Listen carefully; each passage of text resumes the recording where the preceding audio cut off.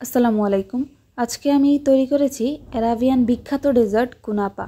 আর এই অসম্ভব মজার ডেজার্টটি আমি কিভাবে বাসায় ঘরোয়া উপাদানেই তৈরি করে ফেলেছি সেটাই আজকে আমি আপনাদের সাথে শেয়ার করব। চলুন দেখে ফেলা যাক। শুরুতেই আমি একটা ছোট বাড়িতে সামান্য কিছু দুধ এবং কিছু স্যাফরন ভালো করে মিশিয়ে নিচ্ছি। আমি এখানে নিয়ে নিয়েছি 1 প্যাকেটের মতো লাচ্ছা সেমাই। লাচ্ছা সেমাইগুলোকে অবশ্যই ঝরঝরে হতে হবে। এখানে আমি 1 প্যাকেট লাচ্ছা সেমাইয়ের সাথে 1 টেবিল চামচ বাটার দিয়ে ভালো করে মিশিয়ে নিচ্ছি। সাথে দিয়ে দিচ্ছি আগে থেকে স্যাফরন দিয়ে মিশিয়ে রাখা দুধ। দুধ দেওয়ার পরপরই এগুলোকে ভালো করে মেখে নিতে হবে। আমি এই পর্যায়ে সেমাইগুলোর সাথে বাটারটাকে ভালো করে মিক্স করে নিচ্ছি। আর এখানে আমি একটা গোল বাটি নিয়ে নিয়েছি, আপনারা যে কোনো শেপের বাটি নিতে পারবেন। সাথে সামান্য কিছু ঘি দিয়ে এগুলোকে ব্রাশ করে দিচ্ছি। এই বাটিতে আমি দিয়ে দিচ্ছি আমার মেখে রাখা সেমাইয়ের অর্ধেক পরিমাণ।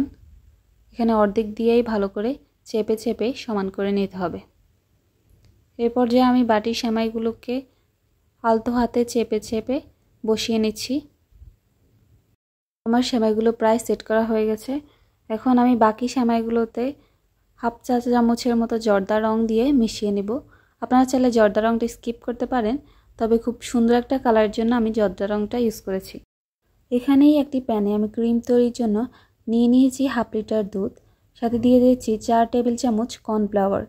কর্নফ্লাওয়ার দিয়ে এগুলোকে ভালো করে নেড়ে চেড়ে নিতে হবে। এ পর্যায়ে আমি দিয়ে দিব 4 টেবিল চামচ গুঁড়ো দুধ।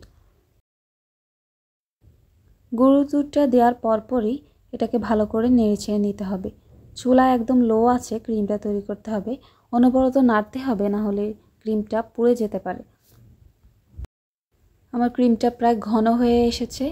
এই পর্যায়ে আমি দিয়ে দেব 1 কাপ মতন কনডেন্স মিল্ক।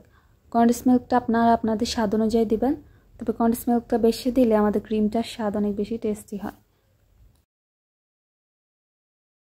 কনডেন্স মিল্ক দিয়ে আরও কিছুক্ষণ জাল করার পর আমার ক্রিমটা একবারে ঘন হয়ে গেছে।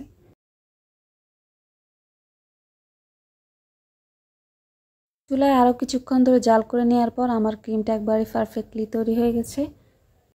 এই পর্যায়ে আমি আমার আগে থেকে সেট করে রাখা সেমাইয়ের সাথে ক্রিমটা দিয়ে দিব। ক্রিম সেট করা হয়ে গেলে আমি বাকি কালার করা সেমাইগুলো উপরে দিয়ে দেব। সেমাইগুলো দিয়ে আবারও ভালো করে সেট করে নিতে হবে। বেশি চাপা যাবে না, যাতে ক্রিমগুলো বাইরে থেকে বের হয়ে না আসে। আমার সেমাই সেট করা হয়ে গেছে। এই পর্যায়ে আমি এখানে কিছু কাজু বাদাম, কাঠবাদাম এবং কিশমিশ দিয়ে ডেকোরেশন করে নেব। আপনারা চাইলে এখানে যে কোনো ধরনের বাদামই ইউজ করতে পারেন। আমি পাত্রের ঢাকনাটা দিয়ে এটাকে একটা চুলায় 20 থেকে 25 মিনিটের জন্য বেক করে নেব। পাত্রের ঢাকনাটিকে যে কোনো ধরনের পেপার দিয়ে ভালো করে মুড়ে দিতে হবে, যাতে কোনো বাতাস না বের হয়ে যায়। এদিকে আমি একটা পাত্রে চিনির সিরাপ তৈরি করার জন্য নিয়ে নিয়েছি সামান্য পরিমাণ পানি। সাথে দিয়ে দিচ্ছি 1 কাপ পরিমাণ চিনি এবং সাথে কিছু লেবুর রস দিয়ে চুলায় ভালো করে জাল করে নিতে হবে। সিরাপটা তৈরি হয়ে গেলে এটাকে আমি গরম গরম কুনাফার মধ্যে চামচের সাহায্যে অ্যাড করে নেব। এই পর্যায়ে কুনাফাটাও গরম থাকবে এবং চিনি সিরাপটাও গরম থাকবে। আমি কুনাফাটাকে 1 থেকে 2 ঘন্টার জন্য নরমাল ফ্রিজে রেখে ঠান্ডা করে নিয়েছি। আমি একটা চাকুর সাহায্যে আলতো করে কুনাফাটাকে বাটি থেকে বের করে নেব। এটি দেখতে যেমন সুন্দর হয়েছে, খেতেও অসম্ভব মজা হয়েছে। আপনারা চাইলে এই ঈদেই এটি বাসায় তৈরি করে ফেলতে পারেন। ভিডিওটি শেষ পর্যন্ত যারা দেখেছেন তাদেরকে অসংখ্য অসংখ্য ধন্যবাদ। রেসিপিটি বাসায় ট্রাই করে অবশ্যই জানাবেন।